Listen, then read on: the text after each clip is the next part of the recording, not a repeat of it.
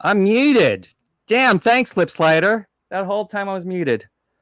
Okay. Thanks, man. Okay. Can I start over? Okay, I'll start over. But anyways, we just wanted to talk about a little bit about what's going on with COVID thing. And what I was talking about that you couldn't hear is basically that we as DJs are finding a new way of expressing music and how to go out and start playing live. And this whole thing with Twitch going on with a new way of DJing, seeing people DJ is quite interesting to me. And I'm really new to the whole thing and this whole streaming thing. Period. In fact, I have no videos on Twitch. This is my first one, and so yeah, we'll see how this goes and stuff like that. But this show is really focused on life and music, basically what's going on with myself, with my friends, and music. As far as life goes, I'm not playing out, obviously. Not going to do any shows until next year. Got my mom living with me now, and just a lot of precautions that I'm taking in order for me to go out and get and play. But there are events going on. There was one that happened here in Southern California in Playa del Rey. And there's quite a bit of people there. There's right on the beach. It looked pretty nice. And quite a bit of people there. There are some people wearing masks, but for the most part, not really. So here in Southern California, I'm not too sure if they're taking it seriously or not. I'm sure there's a lot of people that do. I know for a second there, people weren't wearing masks, about a month or two ago out here in Orange County. I mean, not really, things looked like they came back to normal. I saw restaurants opening up and stuff. And then all of a sudden, that outbreak happened really big out here in Orange County again. So now people are again wearing masks out here, but it's really, really surprised to see that event with hardly anyone wearing masks out there. So I don't know. That's just my take on it. And I want to say hi to Mr. Let me see, Abduction Productions. Uncle Noah's out there. Slip Slider, of course. Charles, thank you for telling me I have no sound. We're good now. Sean, Josh, Dan, thank you so much. And so yeah, so I myself, I'm just taking precautions. I'm always wearing a mask when I go out. Hey Daniel, how's it going? When I go out, I really have to be careful just because, like I said, I have my mom living with me now. So I do not want to get her sick. My main concern is her. So anyway, after this, you want to probably stay till the very end because after this little interview with 30A and Huda Hudia, I'm going to be broadcasting my set from 808 Day. I know there's a lot of people out there that missed it, and yeah, people were asking me if I could replay it. So I am going to replay it via Restream. So after this interview, I'm going to just log off and log back on to Restream and go ahead and replay it on Twitch, Facebook, and YouTube. And right below there are my links if you want to jot those down. At Twitch is Simply Jeff TV. Of course, if you're on Facebook, just stay on. And YouTube, whatever's easier for you guys.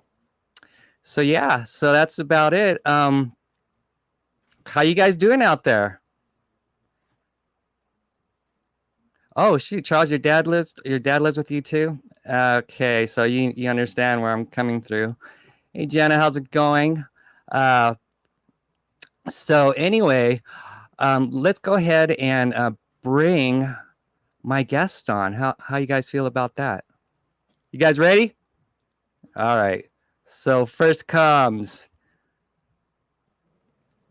Mr. Huda Hudia. I'm going to bring you on first. How you doing, Mr. Huda Hudia? How are you, Jeff?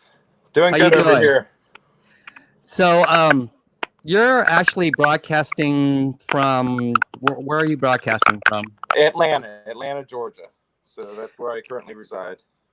Oh, wow. So how long you been living in Atlanta? 2002. So it's been a while. That's crazy. And you're like DJing still. You never gave up DJing. See, so for me, I kind of stopped DJing to do other things, and now I'm just kind of coming back a little bit. But you stayed with it the whole way through, right? It wasn't easy. We've had Mm-hmm. our ups and downs. September 11th, and then you have the crisis, and now you have this pandemic. So been through a lot. So plenty to talk about. Mm-hmm. Still at it. Oh, your mic's break it up a little bit for some reason. I don't know why. Yeah, let's see. All right.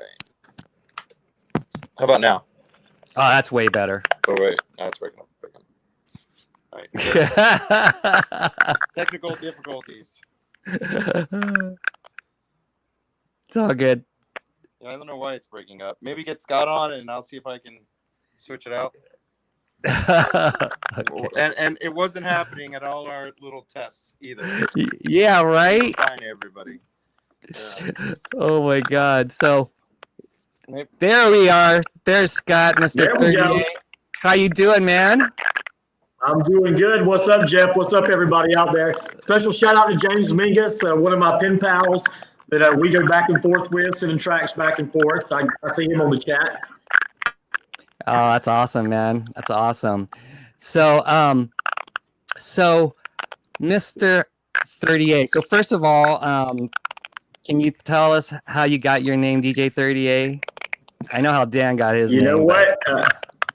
The funny thing with my big thing is I do a lot of corporate events around the Gulf Coast, and 30A is obviously where I live. It's a small stretch of beach in between Panama City Beach and Destin. And I just wanted, if somebody Googled my name, I'd be the first DJ that popped up if they typed in DJs on 30A. So that's how I come up with the name. Strictly monetary reasons. I wish there was something cooler. It was smart, though. Somebody searched for DJ. Yeah, it was smart, Dan. It was. Am I still crackling? I'm Little bit, but you're better. Right now. And so you I did. just traveled in. I traveled in from an event last night on 30A, and I woke up this morning and then drove into New Orleans. So I'll be here for a few days visiting, and then I'll head back over to 30A. Then I have 3 more nights of events right when I get back. So Wow, we're still doing events, but we're definitely using social distancing and mask, etc. when we're out there performing. So okay, so you're that's interesting to me because so you're doing events now.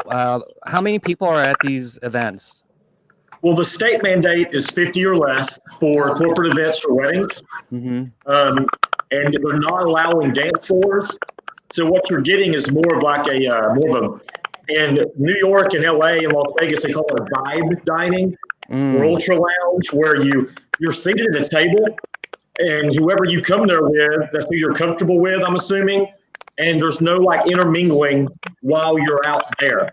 So you can kind of dance around where you're sitting, where you're actually sat by the host, but you're not able to do anything other than that. So that's how we're kind of just kind of distancing ourselves and kind of just being very careful. And there's no big dance floor with a bunch of strangers dancing at the moment. Not at events that I play at. Mm-hmm. You know, I do know there's some places that are allowing that in Florida, but not necessarily at the events that I put at. Where are they doing that in Florida now? You know, there'll be some like typically it's like people that are going rogue. It's people that aren't following the state mandate and they're just not being shut down for whatever reason. But most of the places that I play at it's mostly house music nights, and they're usually Forbes rated resorts. So they're very particular about not getting in trouble and not getting their guests sick. Wow. Okay, that's cool. So Huda Hudia, Do you go by Huda now or Huda Hudia? Because I see like, a lot of your releases just has your first part of your name, not the full name. Yeah, so just an evolution. So it was Huda Hudia. The problem is that as an artist, it's all the music is under Huda Hudia, so I can't really switch the listing, the encoding to Huda, because then it doesn't go to Huda Hudia. So I'm kind of like, I kind of messed myself up there. So on all the print, I do Huda, and then on all the releases, Huda Hudia.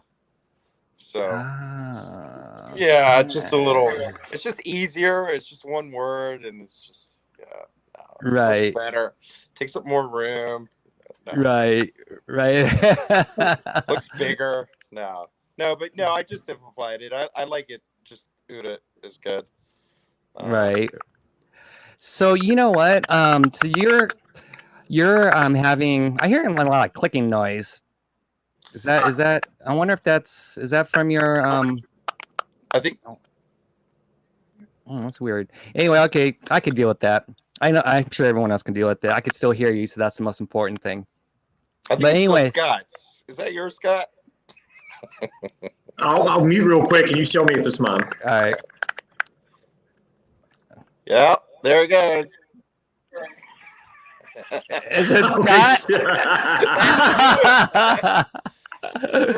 Hey. Is it going now? Now it's off. Is it better? No, just maybe put on a headset. You have a headset? Oh, hey, you know what? What? I'm reading the I went back on the feeds here, and actually a lot of people are digging your cap. How do they get one? Your Kaleidoscope Records cap. How do they get one of those? Let's see. I made them for all the artists, and I haven't done any sort of store yet. So hopefully in the future, but for now it just special limited for all the artists. And then we did for the tailbreak party the mask. Oh, ooh, okay. Now you're gonna tease us with the mask. Everyone's gonna want one of those too. Yeah. I'll get my act together. Stop making music and start working on a storefront. Nice. Oh, Sweet Charlie's in. What's up, Sweet Charlie? Man, you gotta make some of those, man, because yeah. And the shirts. So eventually. Oh, stand up. Let me see the shirt. Don't want to show my gut, but yeah. Oh, damn. Just kidding. Here's my shirt. Wait. Does it say freak? Fractured.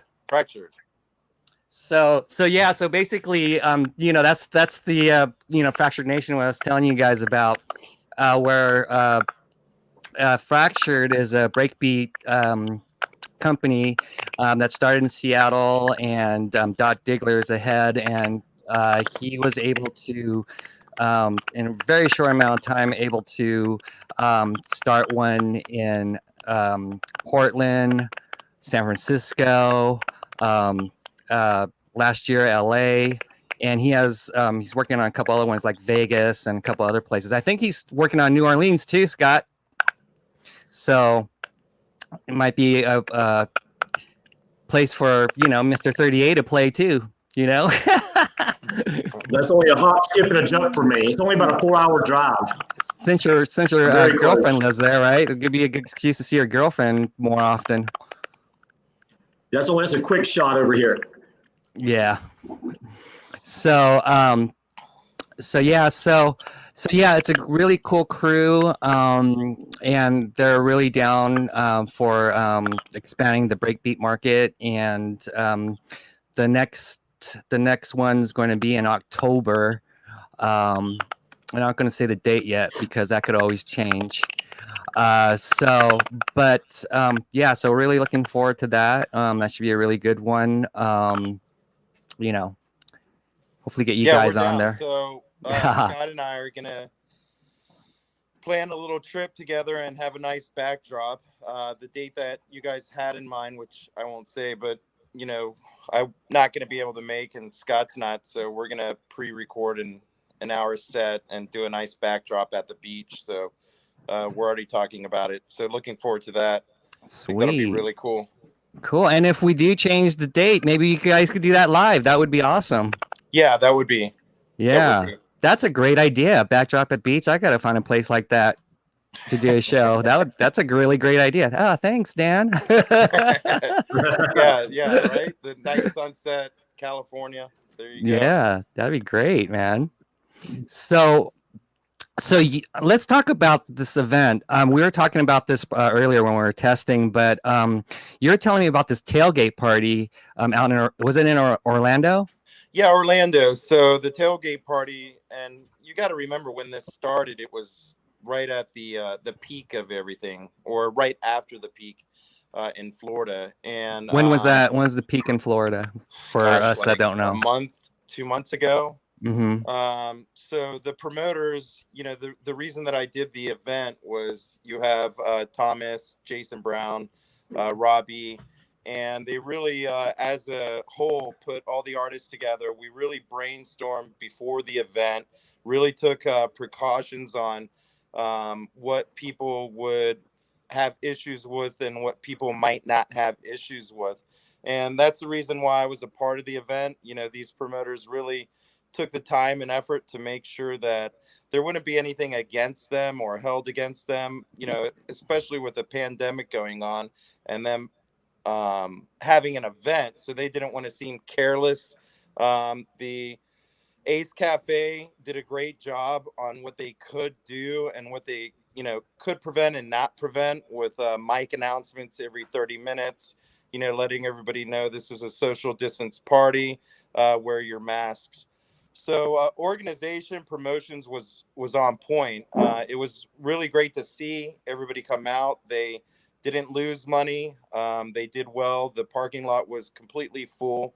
It didn't look like a packed event, something we're used to, especially on the dance floor. But when you looked out and saw, it was a tail break rave event, you saw at least 15 to 20 canopies, that would be at the beach. So, everybody was hanging out in their areas. So, the success of the party, the way I see it, is there wasn't any bad publicity.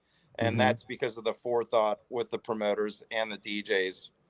So, but there are, some things to which we talked before, how to improve with masks, no masks, like the event that you mentioned, there were no masks.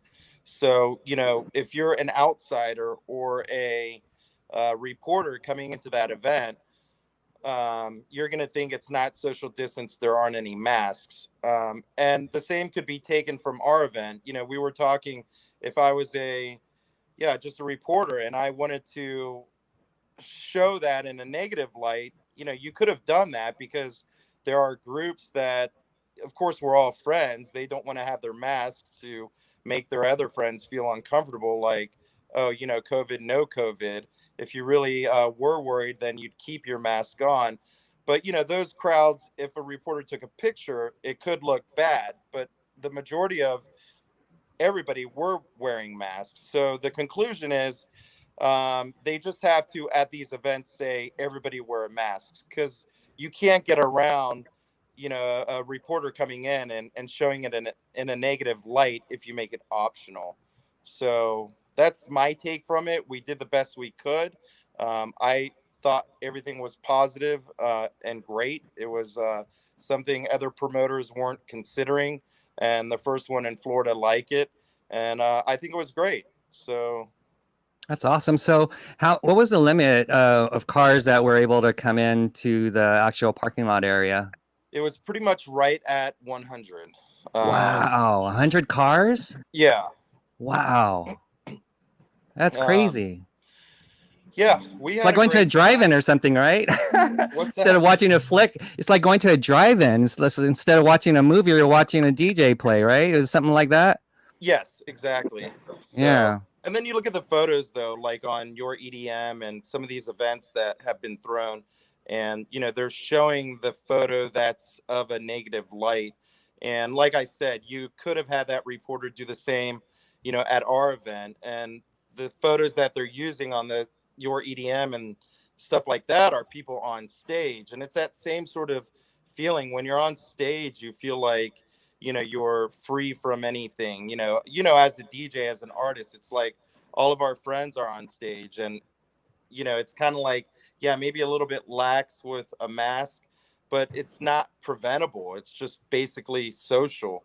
And Mm-hmm. again, the only thing that you can do is just mandate that at these events you have to wear a mask at all time.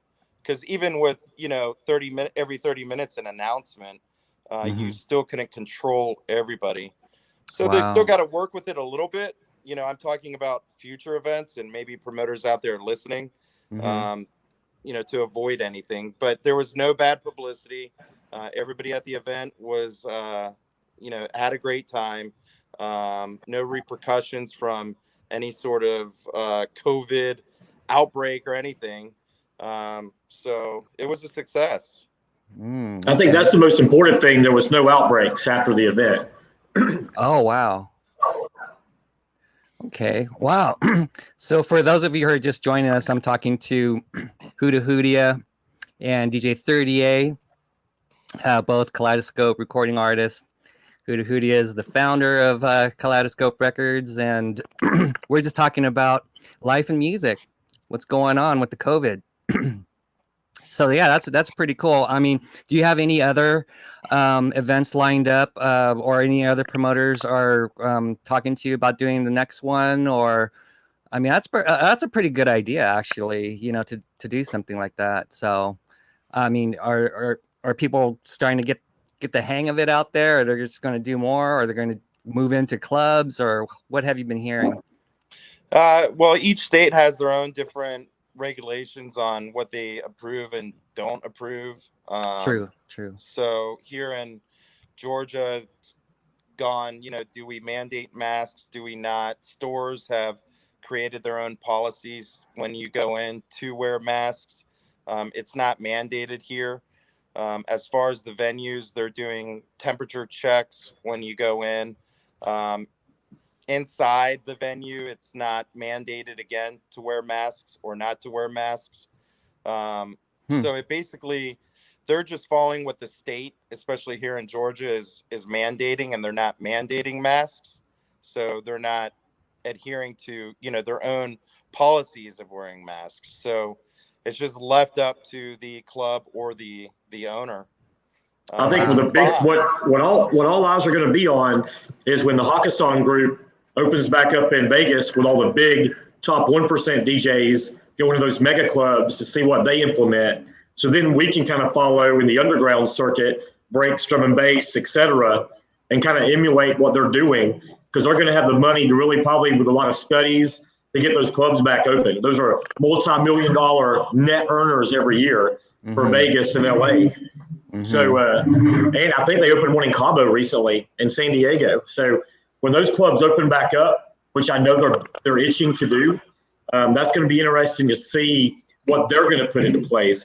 Are they going to do something that we did on 30A in Destin, which is make it less dance floor, but more of a VIP experience, and maybe the ticket price might go up? That might be something we might be looking at for the next year. Yeah, which was at the tail break. It wasn't cheap, and it was basically the numbers were factored for fewer people, but it's an event, and that's if fewer people, you got to pay more. It's just, are we going to lose money or kind of break even? But yeah, I'd be fine paying a higher ticket price. If I want to go see something. What are they going to do for concerts? What are they going to do at Disney? What are they going to do with the cruise ships? States don't even have it all together. I don't know. There's no clear line on what to do and what not to do. No, Jeff. What I will share with you is on 30A. 30A is and somebody just asked how I got my name. 30A is a road that connects basically coastlines in Florida. But the 30A area that I live in is known as the 30A. It's about 12 small beaches and about 14 miles of coastline. Very, very eclectic, very hippie, very arts oriented, very music oriented. So you've got basically all the big background touring artists from around the United States. It's in country, rock, that's where they live when they're not touring. So our at home, our home bands that they play on the regular they're backup singers for Sheryl Crow, guitar players for Garth Brooks. So you've got like a bunch of talented, world-class musicians that live on 30A. And I just took the name because number one, I'm proud of where I live, number one. But also, if you Google, if you're in 30A and you need a DJ, and you Google DJ on 30A, I'm the first person that pulls up, and I've spent not one damn dollar to do it. So it's almost like from a business standpoint, it just made sense to do that. Because a lot of you already know I do a lot of corporate events around the Gulf, from Biloxi to Tampa. I actually tried that. I actually did that because let me try, see if he comes up first. And sure enough, man, you were first up on the Google listing. That's pretty damn cool. Without paying no money. Usually that'd be like $500 a month. Damn, that's cool. So your corporate events too. So they're held down to like 50 people, you were saying, or something like that. 50 people. Now here's where you can get away from that. And like they do the Tailbreak dance event that Dan just played in Middle Florida in Orlando, I believe it was. Like you can get by that if there's proper social distancing. Because, for example, if you go to a beach in Florida, you're going to see a lot more than 50 people on the beach. What they do is they spread out. You get your 10 feet over the canopy, and you don't mingle with with strangers pretty much. Mm-hmm. That's the drawback that we're missing from the old school club days and the underground party days, where there's not no bumping into friends from the next state over and finding a lifelong bestie. You're just not going to be able to do that right now. You got to stay with a group that you've been pretty much maybe living with, or that you see at work on an everyday basis. You're comfortable going out and sharing an experience with. And unfortunately, that's just the cards we're dealt until we get the go-ahead that it's clear to go out and continue our lives. And I have a feeling that Florida will probably be leading the way with our governor. We'll probably be the guinea pigs for the rest of the country to kind of see where we're going to end up. It sounds like that way already with from what Mr. Huda was telling us about, you know what I mean? Because it's like when he was telling me about the whole tailgate party, it's like, whoa, I never even thought of doing something like that. I mean, I'm not a promoter or anything like that, but that's just a great idea. And to really pull something off that's done professionally, that whole every 30 minutes, put your mask on kind of thing. I mean, that shows a lot of responsibility too. And maybe other cities could adopt that. I mean, that's pretty cool. That's a good start anyway, I thought it was just going to be, us checking out Twitch the whole time, or, to see DJs play. The one thing I do like about this whole change is, you're actually real up and close with the DJ, a little bit more than before. That's one thing I do like. But just kind of strange, and admission's a lot cheaper too, right? So, I went and saw the Crystal Method show yesterday, right? And it was only $10, and then you just tip them. You could tip them once you're in and stuff like that. And man, his show. I mean, if anyone didn't see the Crystal Method show yesterday, man, you missed out because. And he just did a new song with Glenn Nichols from Future Funk Squad that sounds amazing. Man. I know they're working on the set, on the live stream. Oh man, yeah, those guys are working very close to each other. Yeah, Glenn's freaking amazing genius, man, for sure. Yes. Yeah, but yeah, that was such a great show. I mean, the everything, just the whole effects, the lighting, his set, of course, and of course, most of all, the energy that he brings, that he brought to the show too. So it was actually a really, really cool show, and I was glad I actually attended. Actually, a friend of mine actually reminded me about it, and I just didn't know. Mr. Uncle Noah, Abduction Productions. So it's just like, I just, at the last minute, got in and got to watch the whole show. It's great, Okay. Jeff, I want to respond back to one person in the chat. Let me just get the name so I get it right, because I think they might have come in late. Mr. Henry, we're not talking about how we can quickly go make money. This is a DJ roundtable. We're just formulating our experience of being in this for 20 years kind of seeing when we can go back to normal and how our different states are actually surviving during this, because we all DJ full time and produce full time. So that's all we're talking about. Not necessarily talking about when we can get back to making money. We're just having a healthy conversation of how we're all implementing ways we can get back to work. That's simply it. So I didn't mean to, if we come across like we were talking like that, that's not how we intended it to be. I want to be very respectful of what we're all going through. Just want to respond to you directly that it's just a roundtable speaking really about the pandemic and about how our different states are operating at the moment. Oh, great. Thanks for catching that. I didn't catch that one. Yeah, I'm trying to get in here and find it. Oh, okay. Now I see it. Oh, and right underneath that is Miss Min. Hey, Mindy from Fractured Seattle. She's the head over there at Fractured Seattle. Does an amazing job. What's up? So yeah, Henry. It's all good, dude. You know what I mean? It's just, we're just talking about, what's going on and, and how DJs are actually, still being able to, do their thing. That's pretty much it, So it's definitely not about the money now, for sure. But it's just kind of interesting because I never knew, that, I never knew how it worked, how, DJs could actually make money on Twitch. I mean, I just had, no idea how that worked, because I'm not a gamer or anything like that. So it's kind of interesting how that whole thing works. But anyways.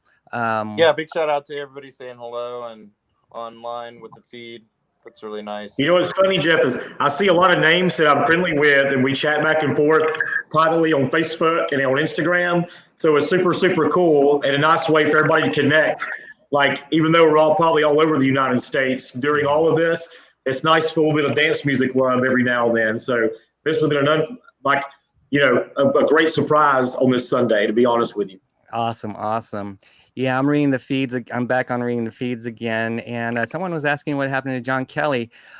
John is still around, still DJing. He's starting to produce again. He's a family man now, so, has a little kid, a little cute little girl. And, and he has a full-time job, just like me.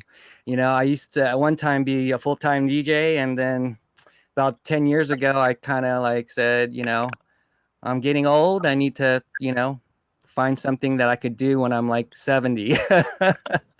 I mean, not to say that I can't DJ when I'm 70. There's plenty of guys out there, but it wasn't for me. But yeah, so that's basically it. But John's he's working the 9 to 5, doing audio production. I want to say it's CBS, and he's, they're doing, doing still doing the audio thing. He is starting to produce with Eastern Sun.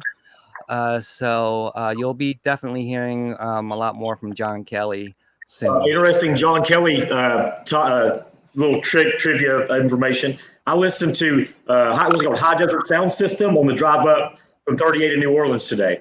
Oh, I think awesome. that was the first CD mix he did after the Funky Desert Breaks mixes on Moonshine, I believe. Wow. That was his first official house CD. It was mass distributed. Yeah, oh man, I could listen to those mixes all day too myself. Shoot, maybe we could bring John on the next time, But anyway, yeah, that's about it. That's it for John. But what are you guys up to, man? You guys are freaking oh man, you guys are just freaking, I don't know how you guys make so many tracks, you know what I mean? It's and you guys are constantly on the Beatport Top 100, Yeah, what happened, well, Scott and I go way back, 20 plus years I've known Scott. So a friend before working together with music. So what we found is last year and the year before, when we were both doing individual releases, is we ended up competing with each other, which is funny to say, from a label. If you have 2 releases in 1 week with the same artist, then we're just basically competing. So this year we just kind of streamlined everything, and if I was making 4 in a week, now it's like I'll start 2, he'll start 2, and then by the time we're done, we've got 4, and it's a lot quicker, more efficient. I'm engaged. My time in the studio has become less. We've got things going on. It's just we just found it's a better way. It works well for us this past year, so we're really combining our efforts and doing the most we can together. So again, it reverts back to where us a year ago, we felt like we were competing with each other. So it's kind of like we're a team moving forward and trying to do things what you would think. How do you guys do stuff every week? For us, it's a little bit easier because it's more streamlined. So how do you guys work on tracks? Did you guys I think we streamlined the first year. It was like kind of herky jerky, but Ableton has made so many leaps and bounds as far as like file sharing. You can bounce back and forth so dang quick. You can do teamwork. You can do team sessions now in Ableton. So we pretty much have a good rhythm. Like everybody knows Dan's drums are on fire. So he kind of works with the drums and I can kind of riff away a little bit. And we both are constantly on the hunt for like vocals. So typically once I get stuck or once he gets stuck, we'll just bounce. Or once you get bored with something and there's no motivation, you can just bounce back and forth. So we've just got it streamlined. And Dan does a lot of the back office stuff as well. He does all of our artwork. So and he uploads to the distributor and works on a lot of the back office stuff as well. And I'll tell you another interesting side subject. My first studio I ever bought, and I still have most of the gear now, was all the stuff written on it was the same studio, Mackie analog gear, Nord leads, the Novation bass stations. All the gear that wrote Come On Breakdown, Drop the Bass, all the Kaleidoscope All-Star tracks that him and Fix would come over. I would go visit Dan and Paulie, and Dan would be ripping away on the keyboard. And Dan would have like Studio B, which was all the outboard gear, which was Paulie's workstation. And then he'd be in there doing all the fine mastering and all the edits and all the drumming in Studio A with a big Sony digital board. So when Dan bought the digital board, I basically bought all the leftover stuff he didn't want and brought it back up to him. That's what I was living at the time. What's that? It was good stuff. You can't. In order to get that same sound, you have to have all outboard gear. You can't replicate that sound now. You just can't. Yeah, Dan. I'm sorry to cut it. Dashboards, you still had outboard compressors, outboard filters. Yeah, I mean, Dan, I remember your studio back in the 90s was amazing. When you brought me over to your house. Were you living in Jacksonville? I forgot where you were living. Tampa, that's where you were. Yeah, and it's just like, you had like awesome studio back then. That was back then. So yeah, I could even only imagine, so now how far you've come. I've still got 2. We just finished the second studio down in the basement. So just being in this studio, it's been nice, but downstairs in the basement we have a whole beach theme going with a hot tub and what? Oh yeah, I should go down there and show you. But we've worked hard on that. That's Ashley and I on the basement. Just more of an extension of an office. So it goes right out to the outside. I've got a little chipping area for I can practice some golf while I'm taking a break. And we've got a bar. We've got the hot tub. We've got Nintendo 64 Classic for breaks too. No, But the downstairs studio, I have all of the outboard gear, and then up here, it's just basically computer and speakers, and more for the mastering and fine tuning. Man, that's awesome. Hey, so I'm gonna go back to the messages here. So someone's asking like what DJ Icy is up to these days. I haven't talked to him in a minute, actually. I know you, Scott, you're closer, so I'm not too sure if you know anything. Yeah, you might know too. He and I go back and forth. We send messages. He always supports us on the automatic static, the mix he does about every quarter. Which for me, the automatic static mixes, he's pretty eclectic with the stuff that he pulls. Jeff, similar to how you put together your mixes, you don't know what's going to be played next. Which is for me as a fan, it makes the listening experience awesome. He's really good at that. To me, Icy's automatic statics are the same way. So he's still putting out a lot of tracks. He still supports Kaleidoscope and my tracks and Dan's tracks on there. He and I talked about doing an event at a local brewery, and because he's a brewery guy, but COVID happened. This was for one of my big birthday events I try to do yearly, and it just fell apart because we literally couldn't do it. So maybe next time we can have all four of us do something together for my birthday event. That'd be great. Yeah. So Icy, I mean, if there's only breakbeat people in here, everyone knows who Icy is. But for the few people who aren't into breaks that just happen to plop onto the show, DJ Icy is literally the godfather of breaks in my eyes. I mean, he's just basically, as far as our kind of breaks go, dance music breaks, funky breaks. He's, when DJ Dan's a notorious, popular house DJ. But for those who may not know, when me and Dan were making tracks together, when we did the DJ's project and all that stuff, and he was switching over to house, Icy made it really tough for him to make that switch. You know what I mean? Especially when Energy Breaks came out. I mean, it's just like, oh my God, this track is so freaking awesome, man. It's like, this is if more track like this came out, it would make me still, play breaks. But, just like anything else, I mean, the house scene was bigger. It was him to make that transition over. It was a good time for him to do that. So he went ahead and did it. But, Icy made it really tough for a lot of house DJs to switch over, because at one time, folks, all the notorious house DJs were playing breaks, at one time. That was the sound of the 90s.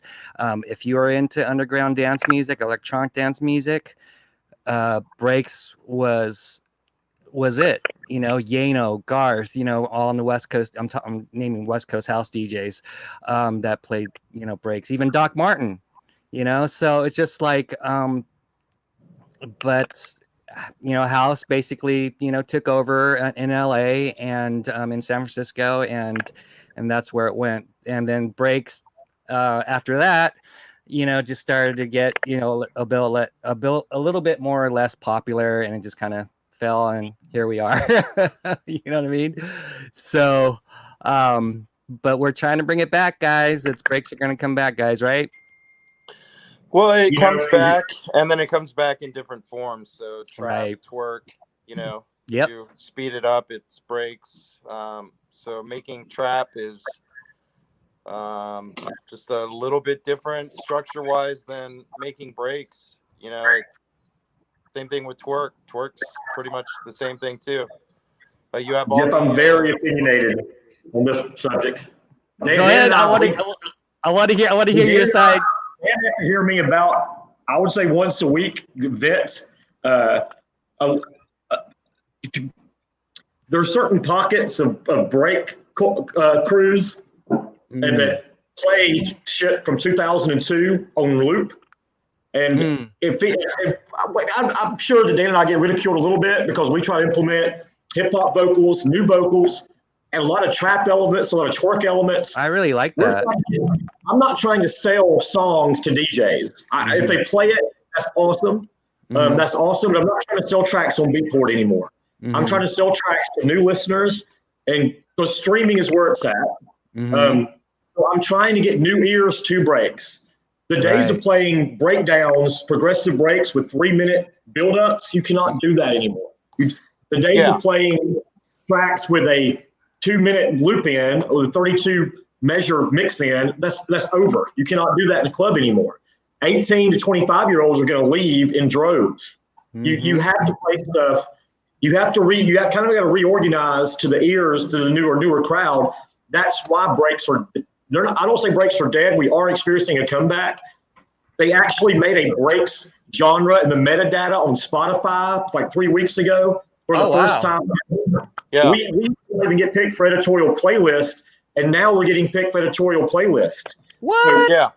I didn't know that. Because the producers would not make, they would, okay, when you're streaming a song, a listener that's never heard you before is not going to listen 2 freaking minutes to hear the first keyboard riff. They're just not. They're just not. So you have to kind of get with the time, and you can't play shit from 2002 with a sample on there. Just experiment a little bit. Yes. And use different elements of what's popular now to get the new ears.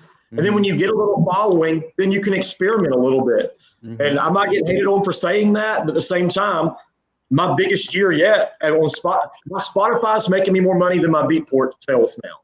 And I'm proud of that. Yes. So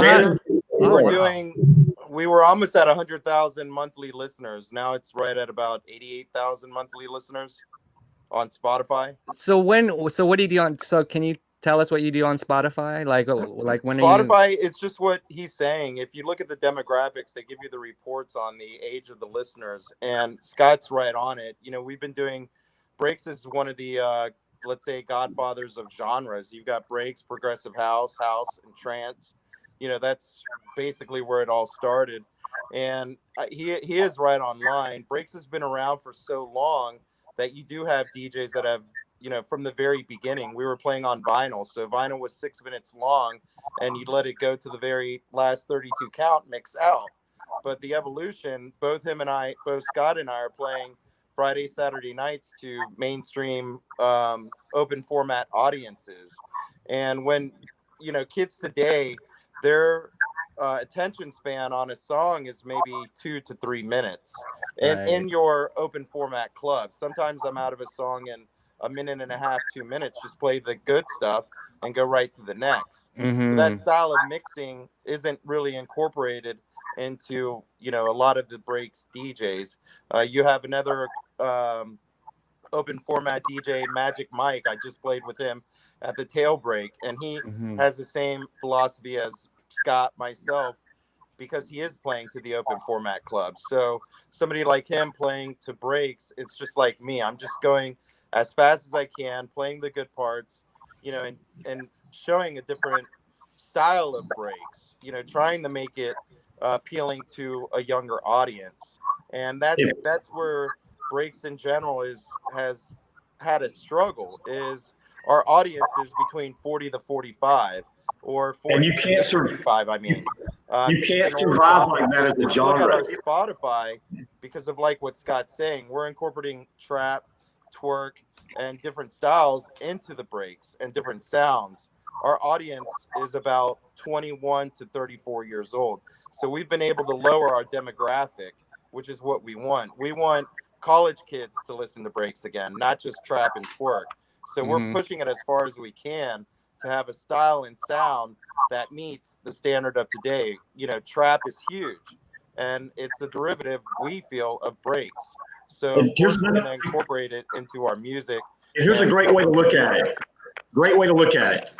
People that, and this is crazy that we're talking about this in dance music now. It's one sign that we're getting old, but it's also another sign that we're not evolving as a genre as a whole. Like, well, the songs that we used to listen to back from 95 to 2005 that would be considered classic rock right now. Okay? Oh. So you can't play classic rock in the club anymore. You know, so if you're playing breaks from 95 to 2005, you're playing classic rock. So that's me, all right. Rock. No,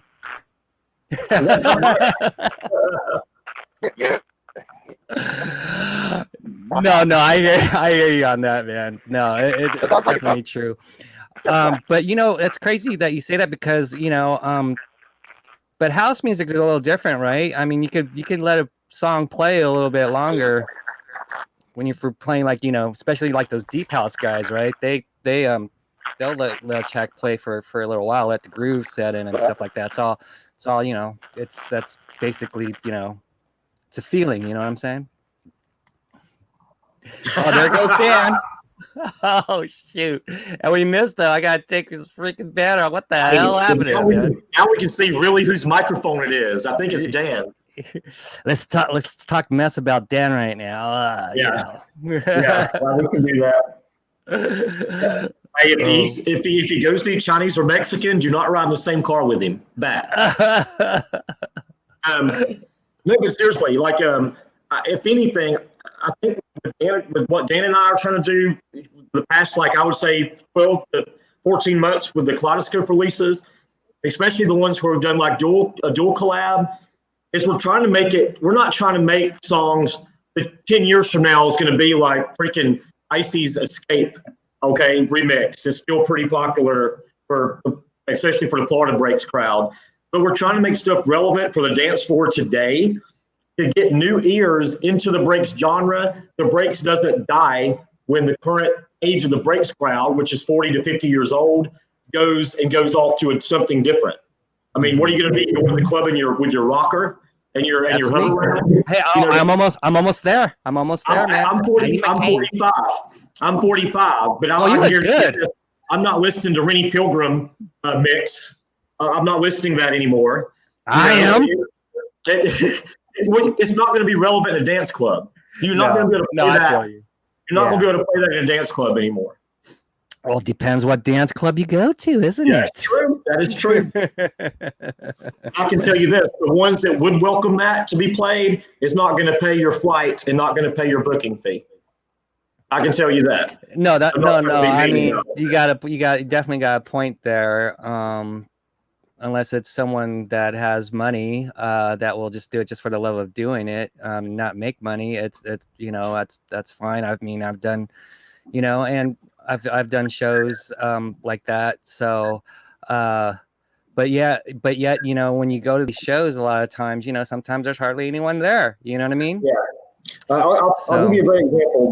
My residency at the Pearl Hotel in Rosemary Beach, I play open format, but I play my open format stuff. So I got a ton of bootlegs, and I'll just play what's popular now, and I'll break flip it, and I'll put 2 different, unique, good drops in it that's not nasally abrasive to your ears. And I'll get that. I'll basically give them the gateway drug song to get them interested in my set, get their respect in the last 30 minutes, play stuff from people that I dig.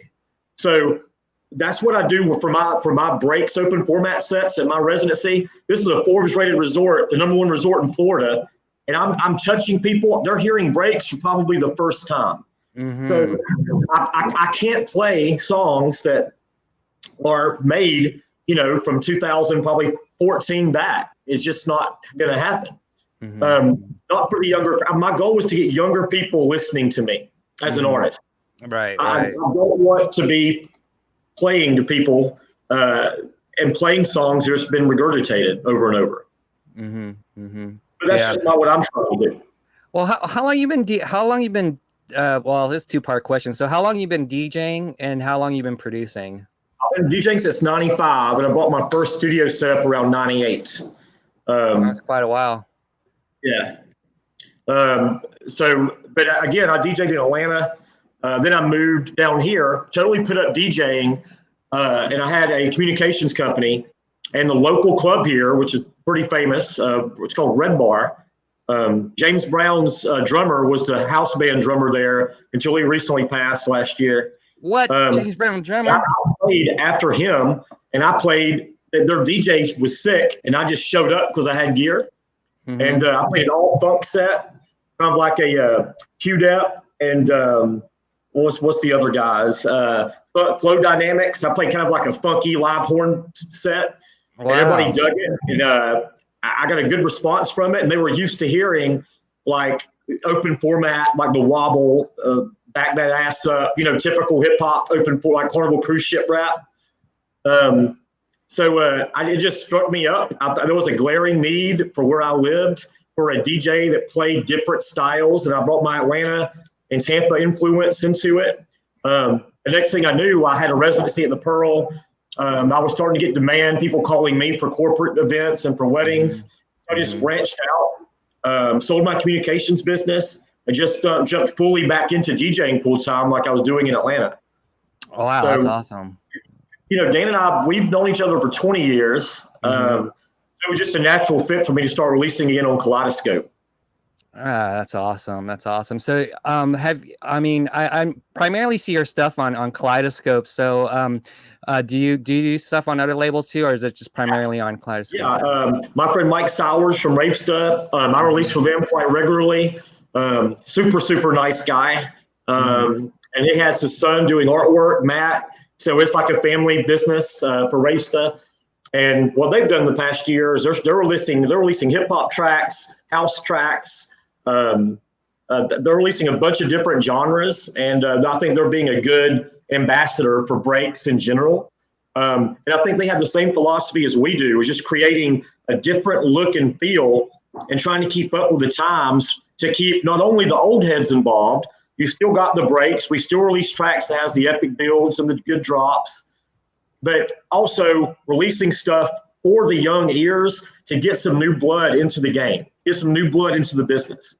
As an artist, you're not going to survive catering to people that you don't know what their lifespan is going to be in the dance music genre, in the dance music game. So it's always nice to have, you're making stuff for the younger fans. And for me personally, I think the 1 minute build-ups and the epic tugboat noises and wind sounds and the wind chimes going is just a thing of Paul Van Dyke past. It's just not relevant right now. Nothing against Paul Van Dyke, just saying it's just not relevant right now in breaks. Right. That's crazy. Go ahead, I'm sorry. No, that's crazy. So you've always been into breaks this whole time, right? But you're incorporating new sounds into breaks to make it a little bit more interesting. I definitely hear you on that. And your tracks now they're no longer 4 minutes or 5 minutes or 6 minutes. They're now 3 minutes. I mean, what's usually like the farthest or the longest you would make a track for? Like 4 minutes would be the max. Yeah, I don't think we even have any out this year at 4. Is that we've cut down our outro and intros, so you're getting less bars on the intro and outro. Because really, you just don't. They're not looking to make those long mixes right now with the breaks we're trying to do. We're trying to get streaming revenue, and again, now that on Spotify with the metadata, you can actually pick your genre as breakbeat, where you used to could not do that. It would get titled when you did your metadata under EDM, and then you would go down and pick your 3 subgenres, and there would not be a breaks genre in there. So you would just get buried under Spotify and iTunes. So now that there is a breakbeat genre, what that's telling us as artists and as label owners is telling us that there is a demand for breaks, or they wouldn't have even made the genre. Right. And also another interesting fact, on Beatport, for example, whenever a genre their sales are getting very, very small, they're gonna eat that genre up and throw it into another genre. So breaks is taken in, I believe it was trip hop, and what was the other genre? There was another subgenre that the breakbeat genre ate up. So it looks to me like breaks are actually getting bigger. Our streams have definitely exploded over the past year, but we've invested in a lot of ads, and we've changed the way that we upload our songs into the distributor. So you're not having to wait that 45 seconds to get the first hook. Where I think a lot of break producers now are still doing those long mix-ins, and it's almost like an airplane taking off. People is not dance floors these days, and I'm not speaking for the dance floors with 50 people in it. I'm talking about the dance floors that have 500 people in it. They're not going to do that. You're not going to do that. Not saying it's not going to come back around, but you're just not going to do that at the big clubs now. Right. As a breakbeat producer, the only way you're going to see that type of numbers now is if you're amassing a bunch of artists together and do like a mega show. And then you could probably get down with some experimental mixing and do those long, deep mixes. But we're not at the stage that House is at right now. You're not going to go see Huda Hudia, and he's not going to have the same amount of people in the crowd as an Oscar G or Claude Von Stroke even for the Dirty Birds. You're not going to see that. So you can't experiment with a mix. You got to be high tempo, quick, because their attention span, because remember, they're not as educated. I'm not going to say educated, it's a bad word. The people that are our age and have listened to dance music for 20 years, we can appreciate taking two songs, mixing out of key, but using kaleidoscope wheel and making the third song. Remember, as educated, I'm not going to say educated, it's a bad word. The people that are our age and have listened to dance music for 20 years, we can appreciate taking two songs, mixing out of key, but using kaleidoscope wheel and making the third song. As educated, Well, that was weird. Do we have some sort of delay going on? Yeah. What's going on with that? What the hell? How'd you do that, Scott?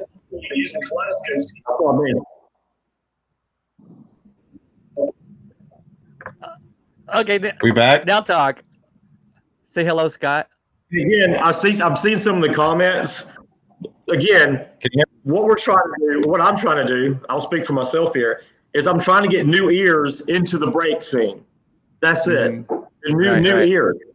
You're not going to get new ears by doing these mixes no one understands yet. Right. And I do this because I play in clubs still 3 times a week. Mm-hmm. Yeah, I'm on a different level too myself, just because I'm not. I'm just basically doing it for the love of doing it now. I'm not really doing it to survive or make money to actually put food on the table.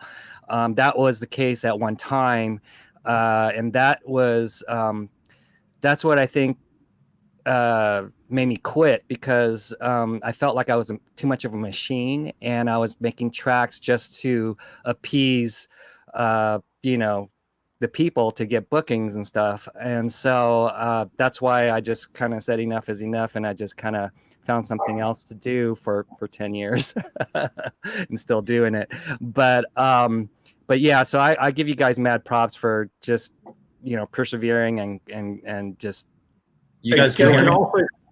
Also say something else. I'll say a couple of comments. I know that they're missing what I'm saying, I think, or I didn't communicate it properly. I think I've been doing this over 20 years. Dan has, you have, Jeff. The thing is, I'm educated enough to sit behind the deck and look at the crowd and know that after 1 or 2 songs, know exactly who I'm working with on the crowd, and I can change my approach very quickly. And what I'm seeing as a whole, and like I explained about 15 minutes ago, if the crowd's not feeling a certain way that I'm mixing, I can change it up depending on the demographic of the crowd. And that's just being a real DJ. So you don't have to go in there with the same approach and just do 2-minute mixes just because you think that's the underground approach. That's just how you have to do it. Right. And I don't know if Dan will comment on this or not, but this has happened recently at probably one of the biggest gigs of the year, where we had a big breaks presence at a huge worldwide festival, and a lot of people didn't change their freaking approach. All right, so anyway. Oh, you guys can hear me? I can hear you. Okay. Yeah, I agree with Scott's points. I think it really distinguishes, like what you're saying. We're working DJs on the weekends. We're not, doing these festivals. We're, more in the clubs, in the bars, in the corporate. He's doing the weddings. So all of those. So you're able to get a lot more experience playing to crowds. We're not a genre-specific DJ. You're cutting up there. That I like, and I make music that I like, which is breaks. Oh, can you hear me now? Yeah, there you go. Maybe there you go. Yeah. Okay, go ahead. Okay. It just comes with, our style and what we're playing to. We're playing to audiences every week. We know what works. We know if you play a song and you've got 10 people leaving the dance floor, that wasn't the right decision. So you've got to quickly get out and regain your dance floors. So that mentality we're carrying into what we want our breaks to sound like. And again, it's not, we're doing our own thing, and we want our breaks to sound a certain way. It's not the old sound, 6 minutes, like we're saying. It's some songs are just 3 minutes long.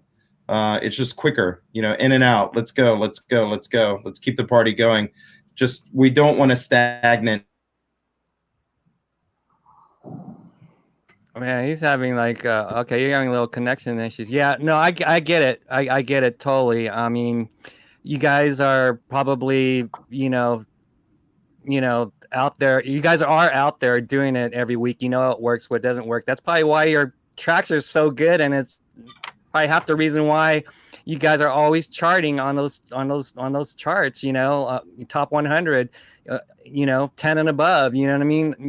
It definitely shows. Your experience definitely shows, and I play every mix. I play at least one of your tracks in every mix I do. You know what I mean? At least one of your tracks. It's interesting that when you go to like these big festivals like EDC, Tomorrowland, the breaks that are represented are this many. Right. It's funny too, because Pasquale, the guy who's the head of that, he was all about the breaks at one time. He really loves breaks, but I think it comes from a business standpoint. Maybe I'm not too sure. I don't know what happened. I think it comes from us as artists not kind of changing with how the other genres have changed. Mm-hmm. Even drum and bass are making quicker mix-ins. Everybody's making quicker mix-ins. Yeah. I mean, because all the technology now, anyway. Well, we can probably talk about this forever, and we should keep this for like another show. We have so much information, but I want to get to some of the tracks that you guys are putting out. It's definitely one in particular is the you guys came out with like a Corona track, right? Yeah, Corona. So how'd you guys come across that track, and when did it come out, and who are the how'd you make it? I think it was actually pretty funny. Yeah, Scott found that, and we built off that. So that was a Scott find. Definitely. Man. We aside from are we being, I mean, it's like a parody. It's just the world's so messed up right now, 2020, and it's like, here's something that you can either look at it as being funny or not funny. I think it's hilarious in the track when you've got the coughing and it goes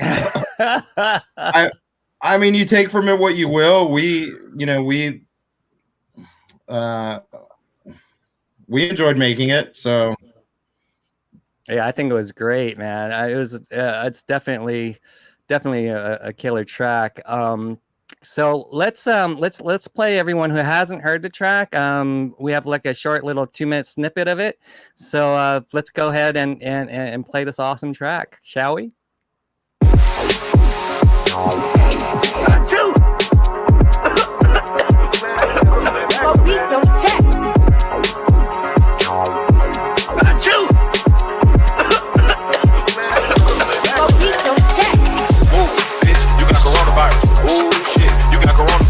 We ain't finna do shit with this coronavirus. I ain't finna take a trip with this coronavirus. Move, bitch, you got coronavirus. Ooh, shit, you got coronavirus. We ain't finna do shit with this coronavirus. I ain't finna take a trip with this coronavirus.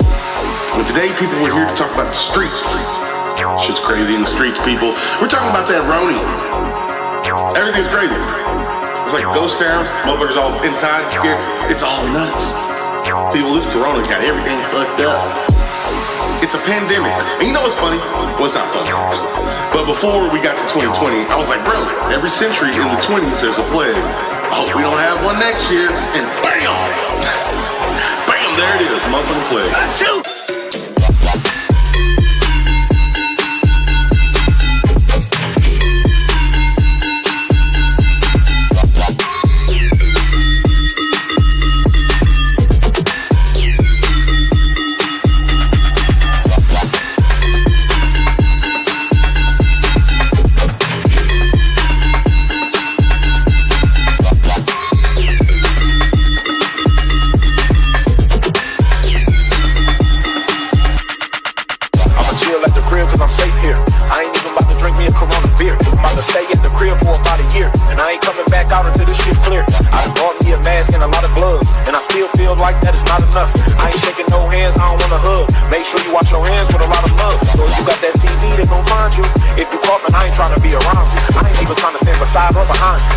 try to help them motherfuckers find you.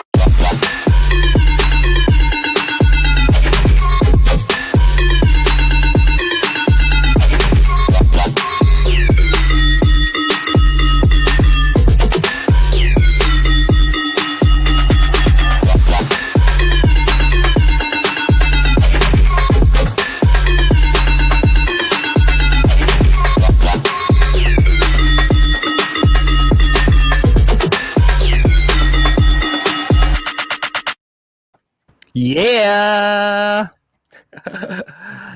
How long did it take you guys to make that one? Usually what, like a day or two, Scott? Yeah. So once one of us gets the project file from the other one, it's just really just finishing touches. So typically between the both of us, like a day each from a project being bounced back. So if I send Dan something like 70%, he'll wrap it up and vice versa. Like a 2-day turnaround. Wow, that's pretty cool, man. 2-day turnaround. Shit, I wish I can do that. I can't do that. Yeah, and you guys use Ableton? Is that what you guys use? yeah, Okay. Ableton. You still must sound Logic every now and then, don't you? Yeah, I still use Logic. A lot of the Ultimate stuff, everything that I have set as far as the mastering is more for a commercial sound, not like that club EDM sound. All the mastering in Ableton is more for that high, loud sound. So it really depends on what we're going for. But yeah, I love Ableton. Ableton's like super fast. To give an idea, start to finish on a song, if I don't have any issues, is about 8 hours. Now sometimes Okay, got connection problem. then that means all of the timing isn't on because it's live. Oh, mine's bad? Hey, he's cutting out a little bit. Oh. Okay, go ahead. Start talking. It's all good. Oh, yeah. No, some of the tracks, though, the backspins, they're recorded live. So you have to go in and stretch everything. So it can take a while. As far as getting your transients, for people that don't know what that is, it's basically a marker for every beat. Let's say every hi-hat, every snare. So if you can imagine a 6-minute song, you're looking at, I don't know, 8 transients per bar. So it can take like a full day just to get a live song on time. So that takes time. And then if you're adding new melodies or piano riffs, that can take time too. It just the detail of the track. How much detail do you want? So I mean, the difference between using old Cakewalk, like I remember I got one of Dan's version of Cakewalk probably over a decade ago, and then Cakewalk switched over to Sonar. yeah. Then obviously we all agree as a production community as a whole, we've switched from Sonar over to Ableton. The difference between Ableton and like Sonar at its peak with all their updates is night and day. You know, yeah, just especially with working like in a team view with Ableton, like you couldn't do that with Sonar. And with Sonar, you know, you had a bunch of plugins. It was so much more expensive, in my opinion, to work with Sonar as opposed to Ableton. Like with Ableton Suite, you could literally, it's all in one production. Obviously, you need to buy a couple of soft sets, but with Sonar, you had to buy literally everything you wanted to use. They did it was a sequencing software, and then a bunch of plugins you just would never hardly use at all. Right. So everything was out of carte.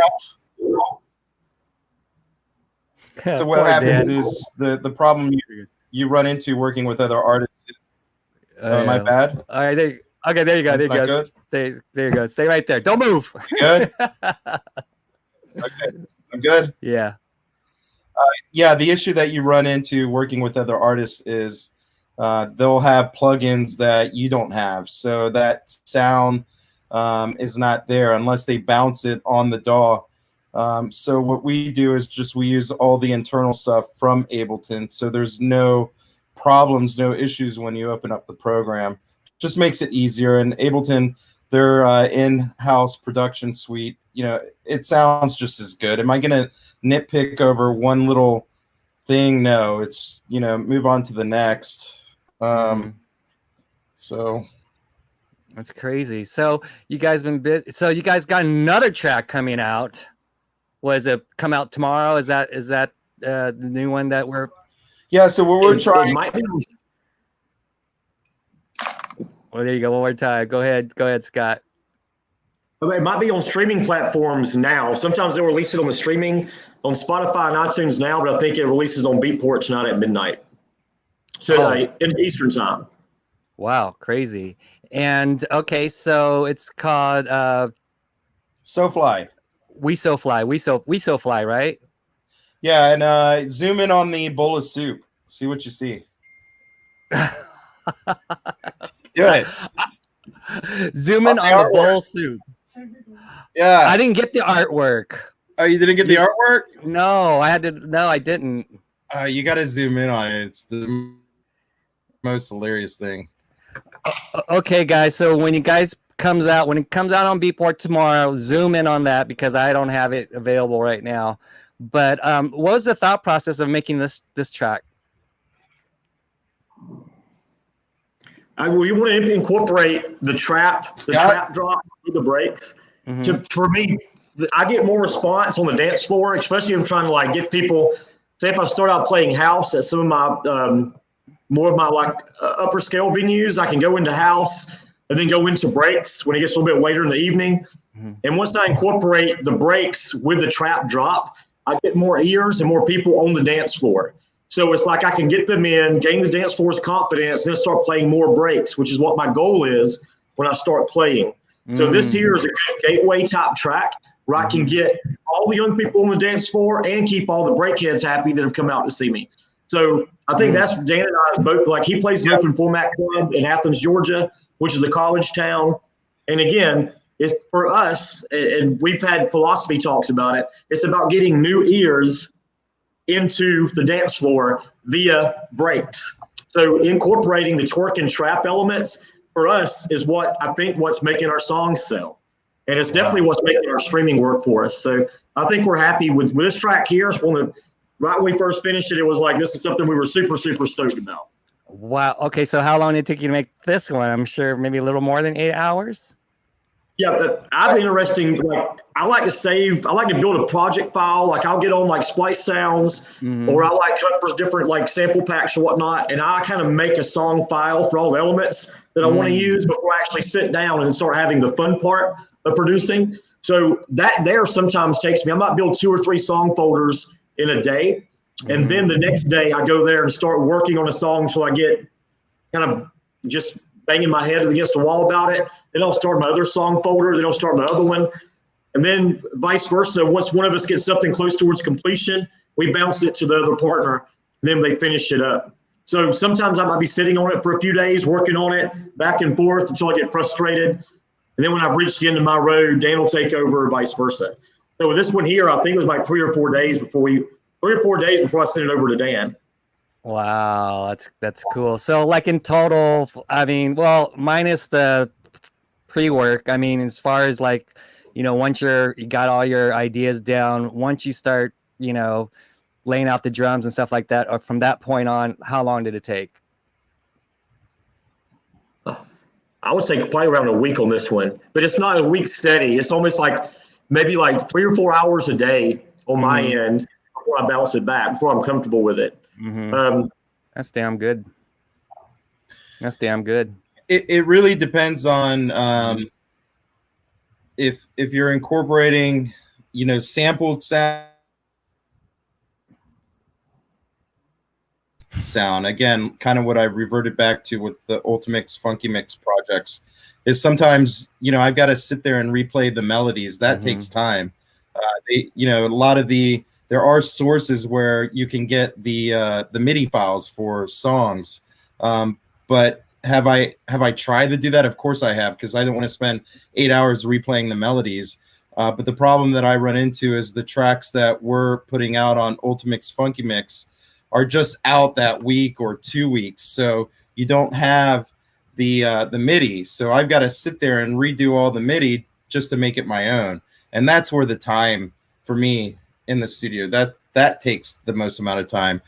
Fixing the transients for a live song, that takes a lot of time. If you're going to come up with a new drop, that's all original. That's going to take time.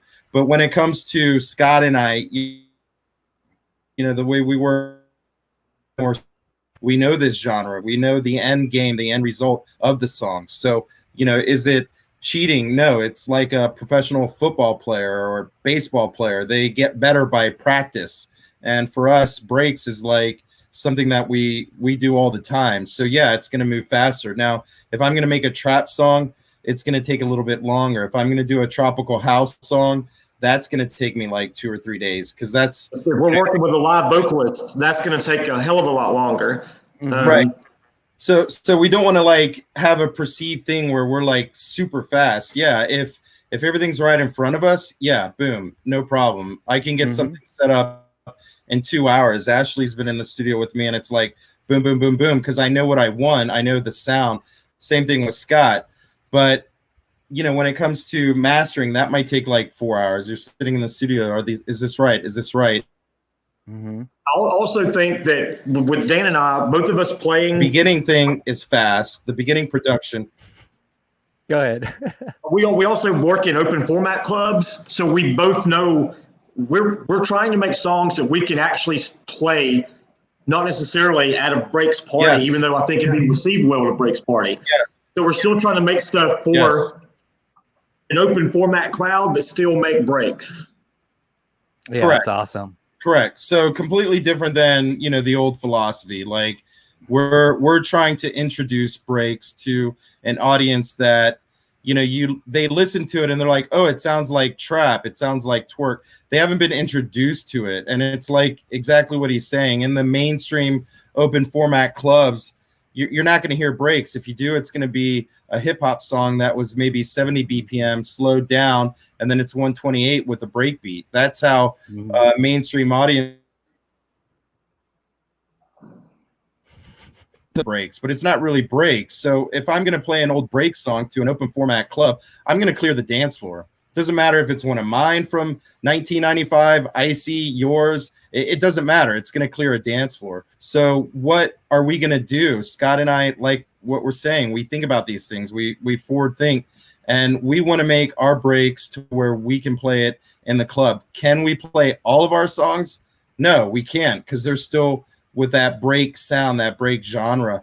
But a few of them we can. So that's our end goal, is to have breaks still viable, you know, still do what we love. Do I want to switch to breaks or switch to trap or twerk completely? No, I want to stay within the break genre. It's been hard, exactly what he alluded to, with different cliques and nobody really getting along. And for us, it's just like, you know, we're just going to do our own thing. We're not going to get caught up in the drama. And if it works, it works, you know, but it's for us. And we're fortunate to have a good following, people that like it. Our numbers show it. So are we wrong? I don't think we are. Are we moving forward? Yes. So we definitely talk about these things, and, you know, our goals moving forward is a newer sound, which we haven't talked about. So we're actually going to increase the tempo of breaks and try that. I don't want to give too much, because there are other labels that copy our shit verbatim. I mean, I don't want to get into it, but so we are going to keep, you know, that a little bit to ourselves. You'll start seeing that in the next 3 months. So we are testing it. You know, are we going to have negative results? Sure, we have in the past, but each one is a build moving forward. And that's what I think a lot of the breaks producers, it's still sort of stuck in that old mentality. A lot of the guys aren't playing through mainstream every week. We're seeing what the young crowd wants. We're seeing what the young crowd wants. And again, sorry, there was a latency, so I didn't mean to jump in on top of you. Oh, I'm working with it. One of the reasons Dan and I had a talk about how we're changing it up. We made about probably 50 tracks one year, and there was a time where Dan and I looked at each other and we're like, have you played any of your freaking tracks out this year? And we didn't. We made 50 traditional break tracks, and neither one of us were able to play any of them out. And I'm like, what the F are we doing? So we changed it up a little bit so we could actually still play breaks, still get it to new ears, and possibly even get some bookings behind it. and it's starting to work a little bit. It was definitely starting to work before COVID.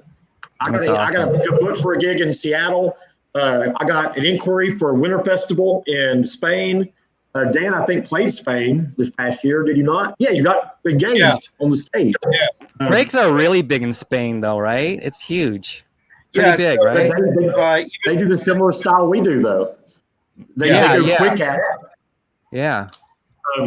They're not doing these, 16 bar, 32 bar mix-ins. Damn, I missed the those guy guys. Anyways, there's Yo Speed, so just want to give some credit to him. Also, shout out to Sweet Charlie, who's also on, which you mentioned earlier.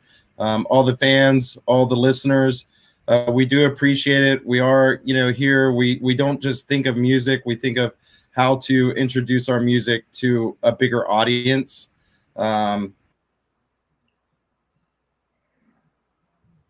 Loud eventually, and get that off my back. But should that be another discussion, or? Yeah, since we didn't hear part of it, that's a great be another. Can I do my SoundCloud diss? Yeah, we will definitely do it, and maybe we can maybe add a couple more other people on to the next one to continue this, and maybe share some new music. I'm sure you guys are going to have some other new ones as well. But let's get to this new one that you guys did before we say bye. But I want to go ahead and play this new one. It comes out tomorrow, right, on Beatport and iTunes and all those other great places to buy music. And here we go.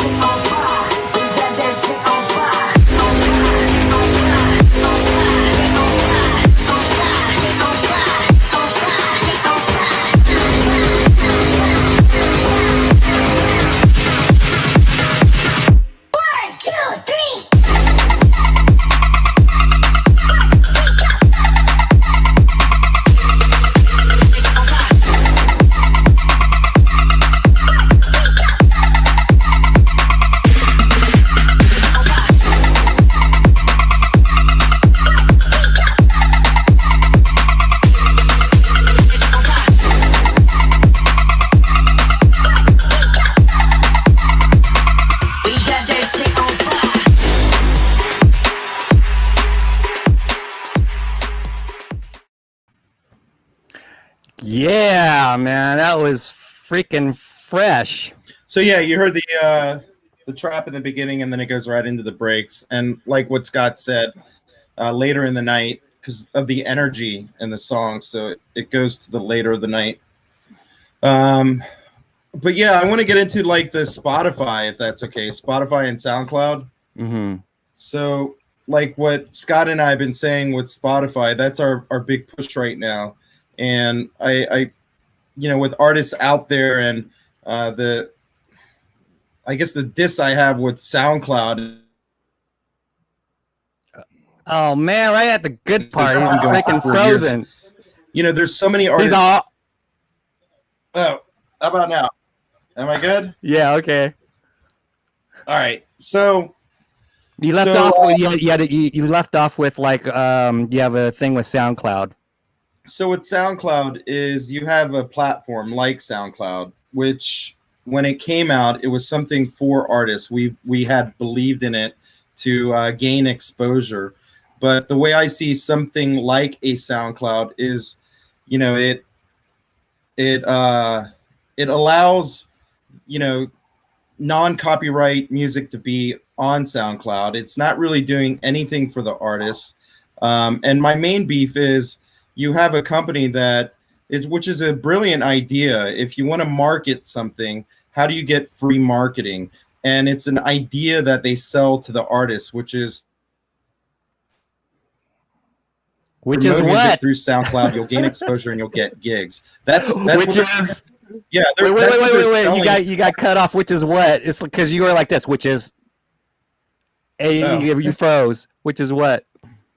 So the SoundCloud platform is giving artists that they're saying, you know, put your music on SoundCloud, you'll gain exposure, you'll gain gigs, and you'll become a superstar. And from a marketing perspective, it's a brilliant idea for that company. It's a huge pyramid scheme. So basically, they're getting all of these artists to promote their channel for free. You know, they're selling to that artist this gold at the end of the rainbow, which is so false. It's so untrue. So basically, when you look at the deals that they're making, it's the deals for the CEO.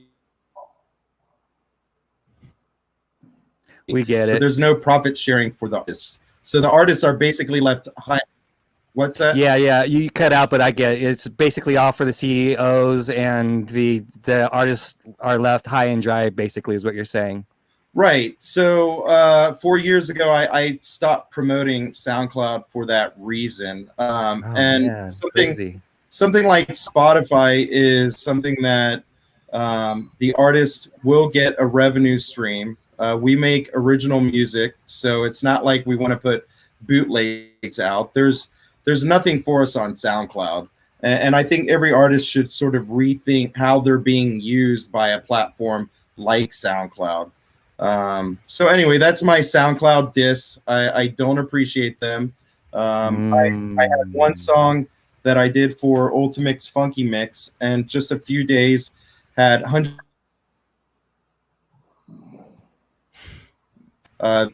They copyright infringed it. Wait a minute. Wait. And basically, I sent them a scathing letter too. So you get what happened? You got cut out there again. We're gonna chip in, like Uncle Noah said. We're gonna chip in and get you a really good internet stream there. It's the sound. But anyway, I guess that's. Can you hear me now? Yeah, I can hear you now. So yeah, something like SoundCloud, to me, I think every artist should sort of rethink their position with that. Basically, scheme using the artists. There's no gain for artists. So. Wow, I had no idea. Thanks for enlightening me on that, because I just put stuff up on SoundCloud, like just for the hell of it, not really thinking about that kind of stuff, because I'm not really, at that, point where I think about those types of things.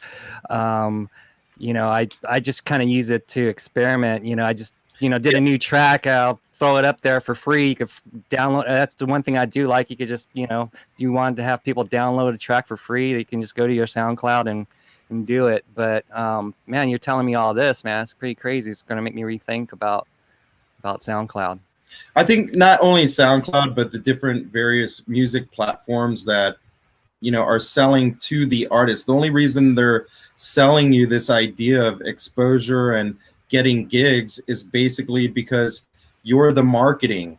Think about all of these, just SoundCloud in general. If you push that to the artist, now you've gained, how many musicians are there? Hundreds of thousands. of people that are not employed for your company, but promoting your company all at once.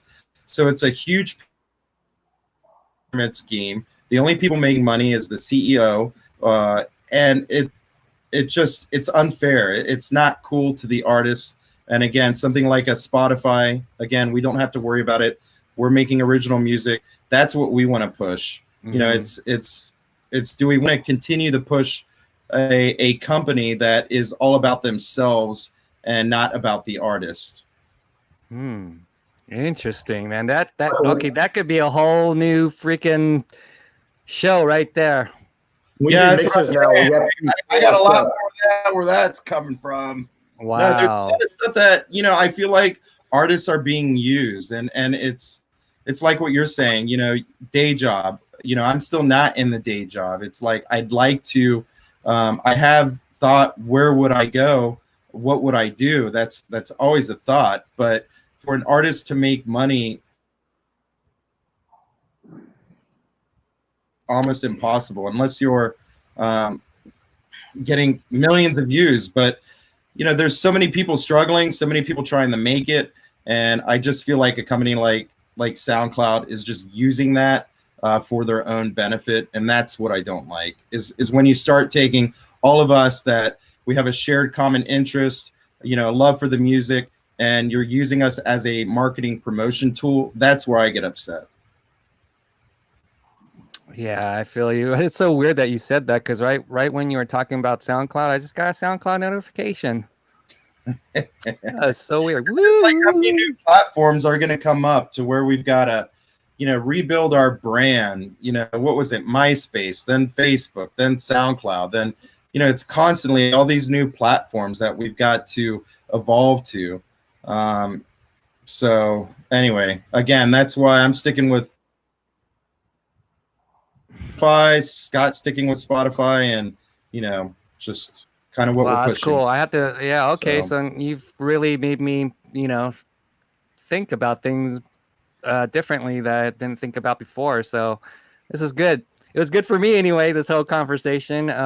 You know, I hope this was all good for you all too as well. Anything else you guys want to promote? Like your, you know, how do they get to you on Spotify?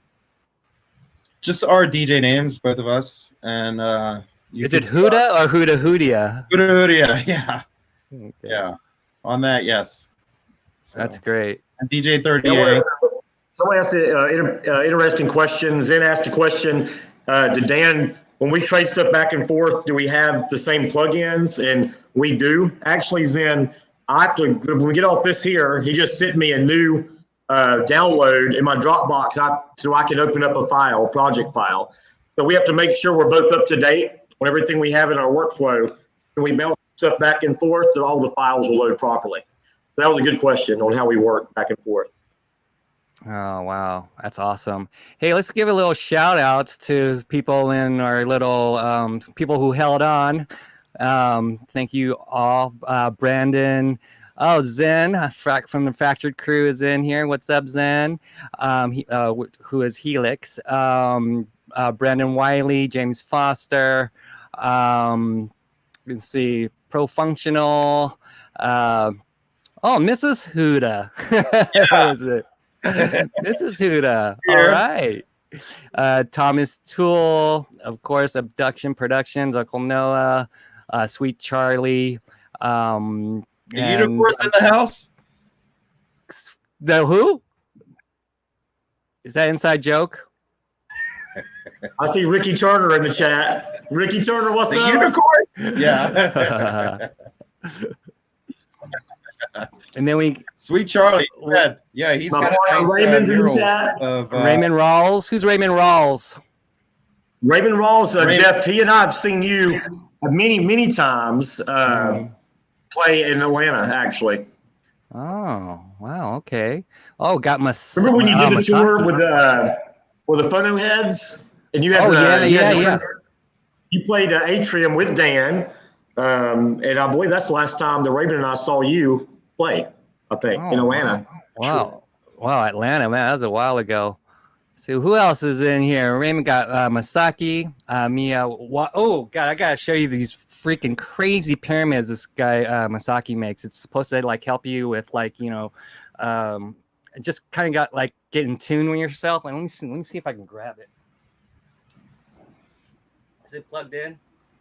Ah, it's plugged in. Might not be able to, but let me see. Can you see this thing? Oh man. Hold on a sec. Oh, there you go. Oh, okay. So check this thing out, man. Freaking argon crystal pyramid, and it's hooked up to this. Here, you can unplug it. It's hooked up to this thingamajig right here, and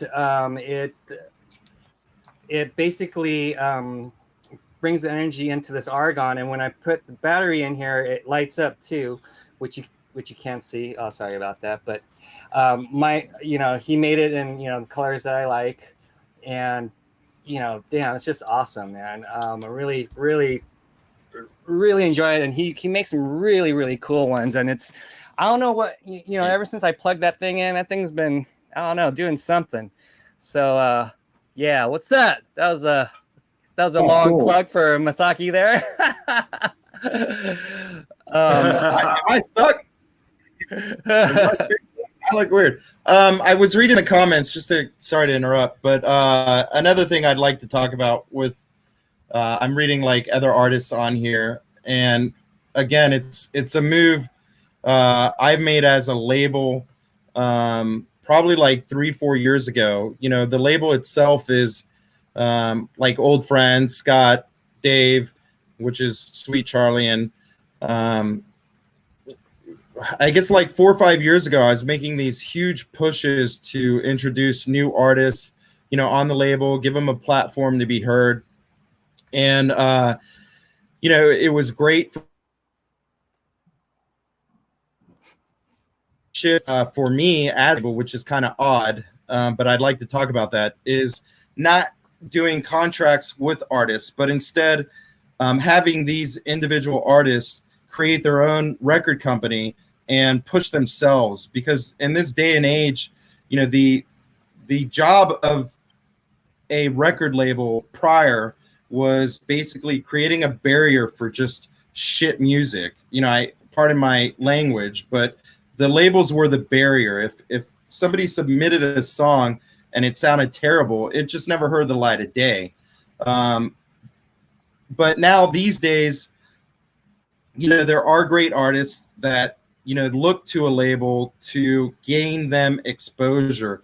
And that exposure is, there's only so much exposure. And what we're pushing now is for these artists to do their own.